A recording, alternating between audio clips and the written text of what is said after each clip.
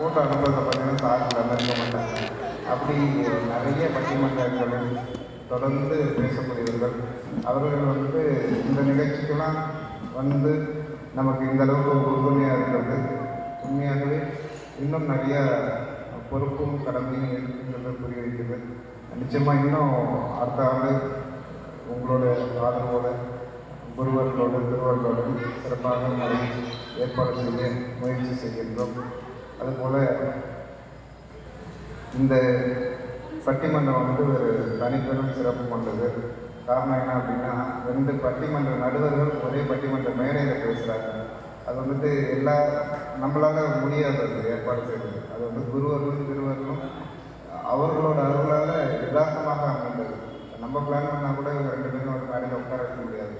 Sir நீங்கள் அவங்கள்ட்ட பேசணும், நல்லா இல்லை, அவங்க இவங்கள பேசணும், இது அமையாது. அப்போது நம்மளையும் தாண்டி அந்த குருவர்களும் திருவர்களும் 2 பட்டிமன்ற நடுவர்களை ஒரு மேடையில் நிற்பிருக்கு அப்படின்னு தான் சொல்லணும்.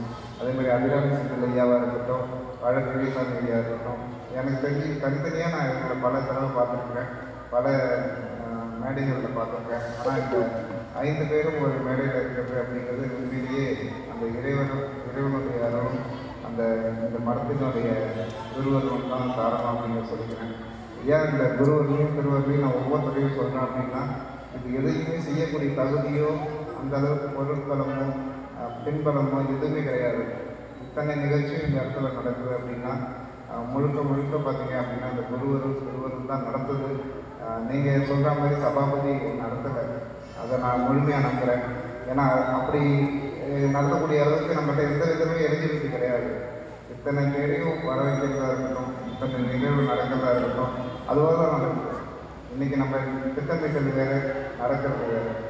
அதே மாதிரி சண்முகண்ணன் ஐயா அவங்களோட ஸ்பீச்சை பொறுத்த வரைக்கும் எனக்கு ரொம்ப பிடிச்சது என்ன அப்படின்னா, காமெடி அப்படின்னு வரும்போது இருக்கிற எல்லாரையும் சிரிக்க வச்சுருக்காங்க, கருத்துன்னு வரும்போது எல்லாரையும் சிந்திக்க வச்சுருக்காங்க.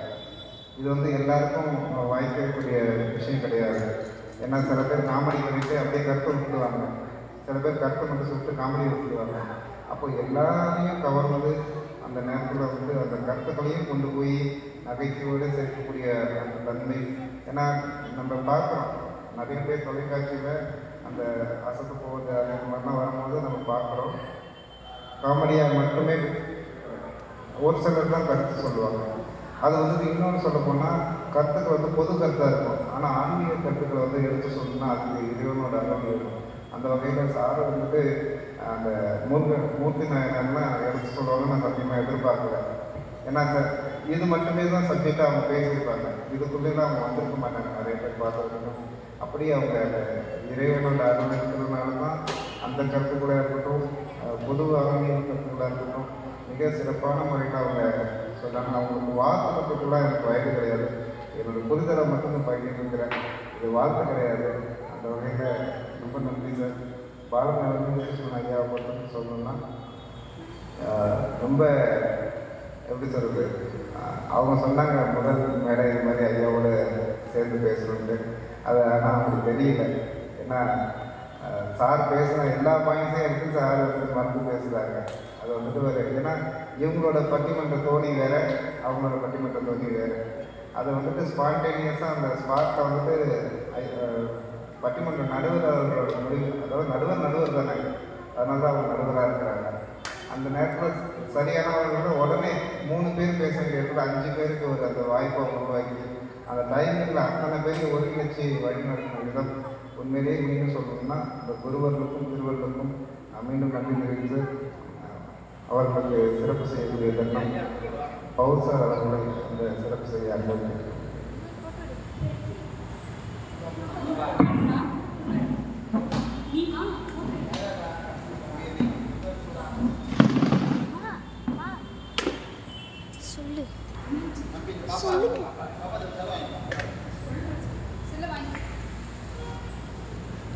சொல்லுங்கக்கா. Aunty aunty aunty Ambika aunty aunty Ambika aunty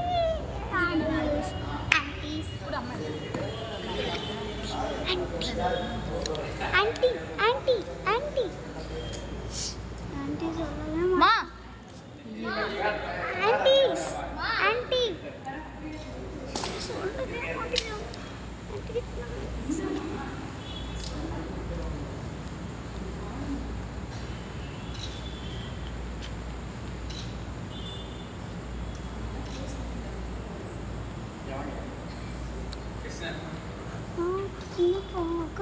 வச்சு க்ளோஸ் பண்ணிட்டாங்க.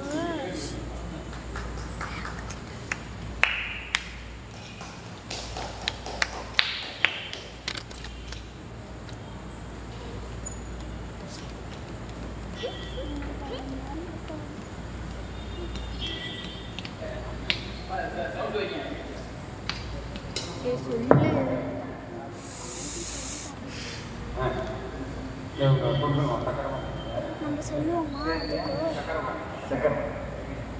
இந்த நவராத்திரி திருவிழாவை மிகவும் சீரும் சிறப்புமாக நமது சபாபதி அவர்களுடைய குடும்பத்தினர் அந்த தம்பதியினருக்கு இப்பொழுது சக்கரபாணி ஐயா அவர்கள் ஒரு நினைவு பரிசினை அவர்களுக்கு வழங்குகிறார்.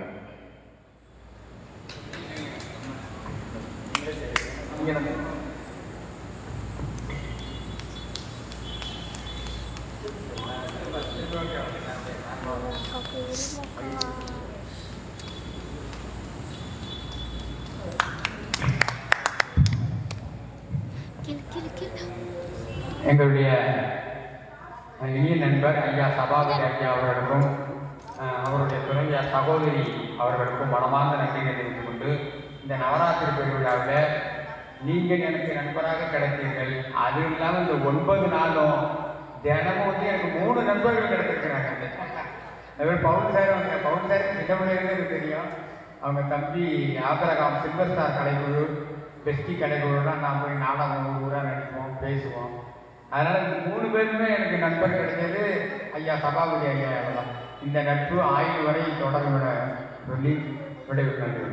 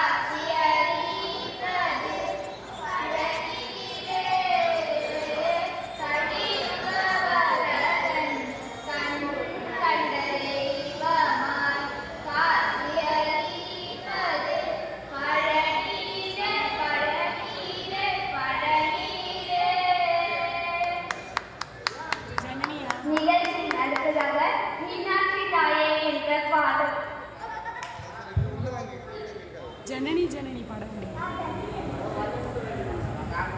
அடுத்ததாக ஜனனின்னு சொல்லி அடுத்ததாக ஜனனி ஜனனி என்ற பாடல். சிரிக்கக்கூடாது, வீடியோ ஓடிட்டு இருக்கு. சீக்கிரம்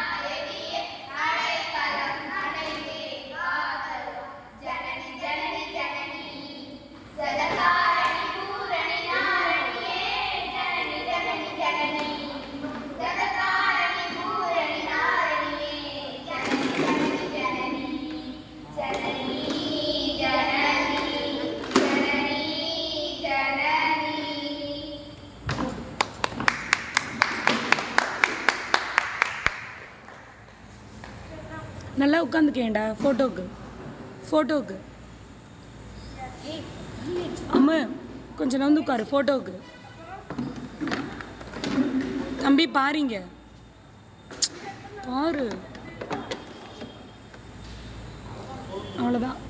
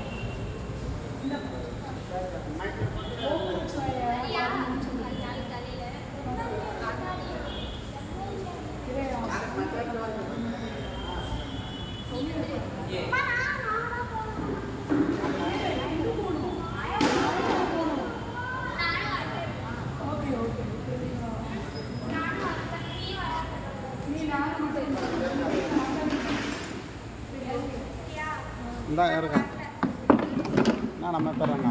சபாபதி அண்ணா இருக்காரு. ஆ